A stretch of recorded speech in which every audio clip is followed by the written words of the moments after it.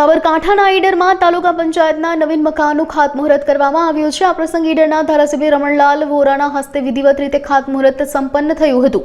આ કાર્યક્રમમાં જિલ્લા કલેક્ટર, જિલ્લા વિકાસ અધિકારી, જિલ્લા ભાજપ પ્રમુખ સહિત અન્ય ભાજપના કાર્યકરો પણ ઉપસ્થિત રહ્યા હતા। આ ભવ્ય પ્રસંગે મોટી સંખ્યામાં ગામના સરપંચો અને તલાટીઓએ પણ હાજરી આપી હતી। સમગ્ર કાર્યક્રમનું આયોજન ઈડર તાલુકા પંચાયત દ્વારા કરવામાં આવ્યું હતું। ઈડર તાલુકામાં આજે શ્રાવણ મહિનાના સોમવારના દિવસે તાલુકા પંચાયતના નવા મકાનનું ભૂમિપૂજન થયું છે। 4.5 કરોડના ખર્ચે આ નવું તાલુકા પંચાયતનું ભવન બનશે।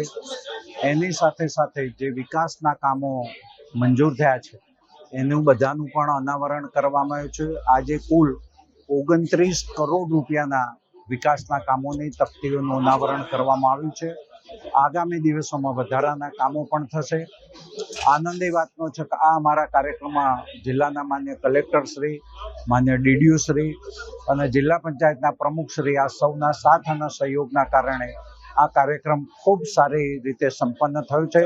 આ બધા લોકોનો હું હાર્દિક આભાર માનું છું અને ઈડર વિધાનસભાના વિકાસના કામો ચાલે છે એ અવિરત ગતિએ ચાલુ જ રહેશે એવી બધાને હૈયાધારણા આપું છું।